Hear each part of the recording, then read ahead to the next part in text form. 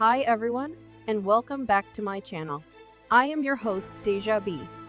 I want to say thank you to my new subscribers and those that have been watching. Like always, I will be sharing some scary and creepy, fictional and non-fictional stories. I will post new content 2 to 3 times a week. So, with all that said, sit back, relax, and stay away from those dark corners. In Jamestown, it holds a deeper tragedy than meets the eye. This well-known ghost story has captivated the residents of Jamestown for years. In 2020, paranormal authors Michael Renegar and Amy Greer embarked on a quest to uncover the truth behind Lydia's bridge. Unfortunately, Renegar passed away before they could fully delve into the investigation, but Greer shared their findings with us.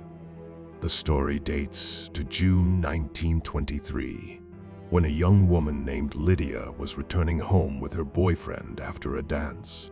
Tragically, they got into a terrible accident on the bridge, instantly claiming Lydia's life.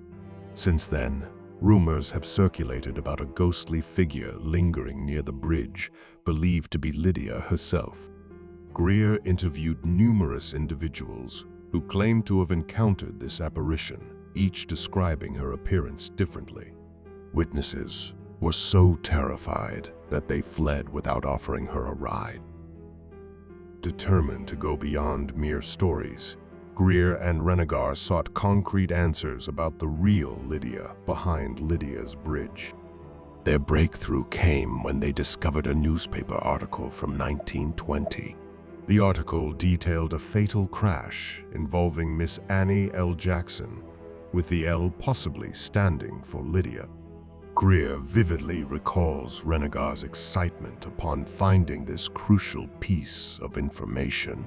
Finally, they had found the needle in the haystack they had been searching for. According to a death certificate, Annie L. Jackson, a Greensboro resident, had already passed away when she arrived at the hospital on June 20, 1920. Although the document didn't reveal much about her identity, it did mention that she worked at Vic's Cheam Company and was laid to rest at Holt's Chapel on June 22. Her grave marker indicated that she was born on April 28, 1885, making her 35 years old at the time of her death. Lydia's legacy went beyond ghost stories. Robin Mitchell Taylor, Annie's great niece, grew up hearing tales of Lydia's bridge. As she delved into her family's genealogy, Taylor stumbled upon the realization that her great-aunt Annie might be the Lydia of legend. She found an article in the public library that confirmed her suspicion. Eager to share her discovery, Taylor reached out to Renegar, who was astounded by the revelation. Annie was Taylor's grandmother's sister. Taylor even found an old photo of Annie in her family Bible. She believes that her great-aunt was simply trying to find her way home when the accident occurred. Greer believes that the sightings of Lydia's ghost have subsided, possibly indicating that she has found peace. The discovery of the newspaper article and Annie's identity seem to have provided closure. Nevertheless, Taylor occasionally drives by Lydia's bridge in the hopes of catching a glimpse of her long-lost relative.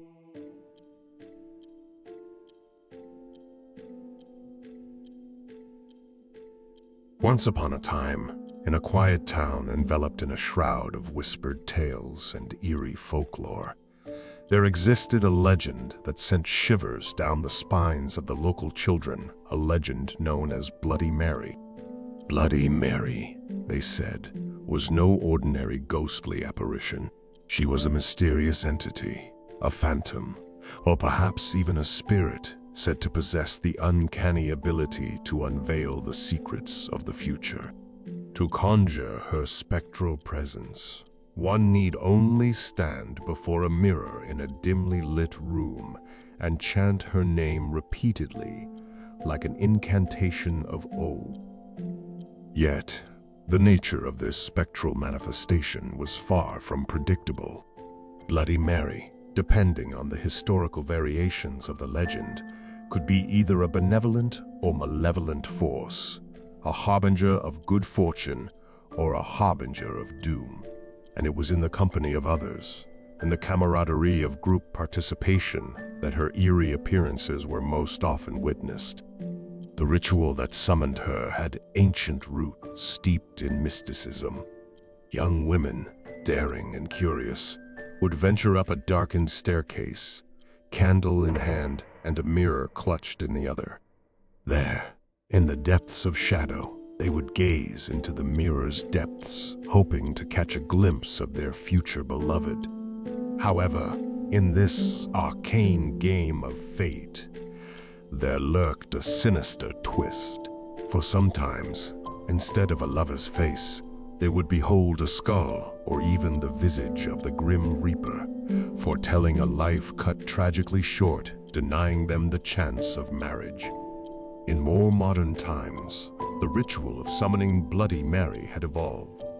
Individuals or groups eager to dabble in the arcane arts would gather in dimly lit or candlelit rooms. Standing before a mirror, they would call out her name, not once, not twice, but 13 times, or some other specified number, as if invoking an ancient spell. And in response, the apparition of Bloody Mary would allegedly materialize a specter in the form of a corpse, a witch, or a vengeful ghost. Sometimes, her ethereal form would be cloaked in blood, earning her the eerie moniker she bore. The lore surrounding this spine-tingling ritual spoke of chilling encounters. Participants might endure the apparition's piercing screams, ominous curses, strangulation, the theft of their very soul, the macabre sipping of their blood, or the gruesome clawing of their eyes. Some dared to invoke Bloody Mary by alternative names, such as Hell Mary or Maryworth, introducing a further layer of terror to the unsettling practice. Remarkably, in distant Japan, a similar legend of Hanako-san bore a striking resemblance to the Bloody Mary mythology, hinting at the universality of such eerie tales. However, not all explanations for these phenomena delve into the supernatural. Some argued that staring into a dimly lit mirror for an extended period could induce hallucinations. Facial features might seem to warp and melt away, replaced by grotesque and otherworldly visages. Giovanni Caputo, a scholar from the University of Urbino, suggested this phenomenon, which he aptly named the strange face illusion, stemmed from a dissociative identity effect, a peculiar malfunction of the brain's facial recognition system. Others proposed more rational explanations, such as Troxler's fading, apophenia, or even self-hypnosis. The identity of Bloody Mary herself remained shrouded in mystery and debate. Was she rooted, based on a real woman who had left a malevolent legacy? Numerous historical figures were considered candidates for the enigmatic Mary. Some believed she was inspired by Mary I of England, the daughter of Henry VIII and Catherine of Aragon, notorious for the brutal burning of around 300 religious Protestant dissenters, earning her the chilling epithet, Bloody Mary. Others pointed to Elizabeth B. Thory, a 17th century Hungarian countess accused of torturing and murdering hundreds of young girls and bathing in their blood, accused of vampirism. Another theory suggested Mary Worth linked to either the Underground Railroad and the killing of escaping slaves, or as a victim of the witch trials during the early modern period. In the town where whispers and legends intertwined, the story of Bloody Mary continued to captivate the imaginations of those daring enough to summon her, reminding all who heard it that some mysteries were best left unsolved, and some mirrors best left untroubled.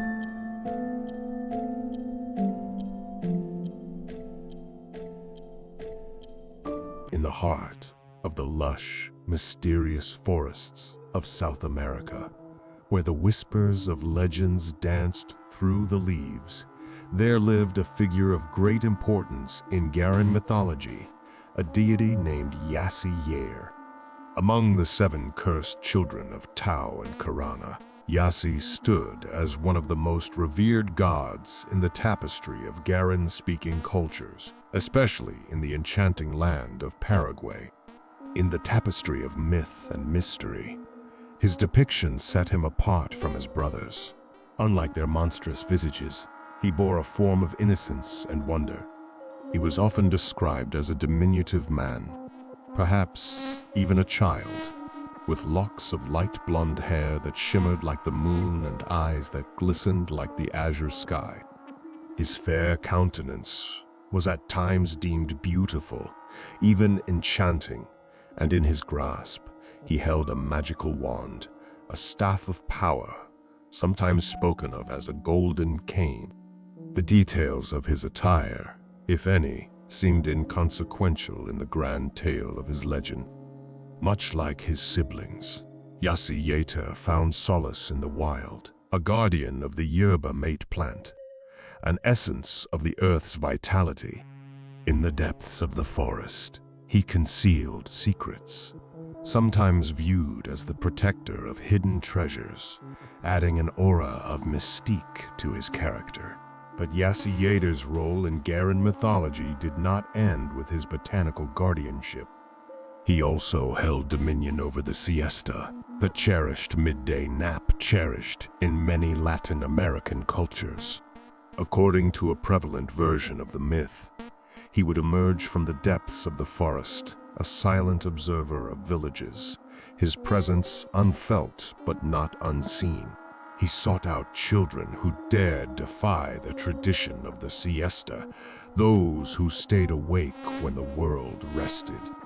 Though generally invisible to human eyes, the legend spoke of moments when he would reveal himself to these disobedient children, captivating them with his magical staff. Those who gazed upon its enchanting power would fall into a trance, their fate sealed by their defiance. Some versions of the tale painted Jasy Jatere as a friend to these wayward children, leading them to hidden realms within the forest, where playtime was eternal and honey and fruit nourished their souls. As the siesta ended, when weariness settled over all, Jasy Jatere would bestow upon them a magical kiss, returning them to their world, their memory of the enchanting adventure, but a fleeting dream. Yet, not all versions of the tale were bathed in benevolence. In some renditions, he led the entranced children to a dark cave, where he extinguished their innocent eyes and imprisoned them in unfathomable darkness. There, sustained by the wild fruits and berries of the forest, they would gradually transform into feral beings, akin to the creatures of the woods. Grimmer still were the tales that told of Jasy Jatere delivering these unsuspecting children to his brother, Ao, a cannibalistic fiend who feasted upon their tender flesh. These versions of the myth, much like the tales of the boogeyman, served to instill fear and obedience in children, a warning to never defy the sacred siesta. In the quiet corners of Paraguayan homes, parents would hush to caution their little ones, warning them against venturing alone during the midday slumber to avoid the clutches of Jasy Jatere. It was said that his power emanated from the very staff he carried, a source of his enchantment. If one were to possess the audacity to take it from him, the deity would crumble into tears, his vulnerability resembling that of a child. In this weakened state, one could beseech him for the treasures he safeguarded, a pact not unlike capturing a leprechaun and demanding a pot of gold as ransom. In the realms of myth and legend, Jasy Jatere stood as a figure both mystical and foreboding, a deity whose presence evoked wonder and trepidation, a guardian of nature's secrets, and the enigmatic ruler of the siesta's dreams.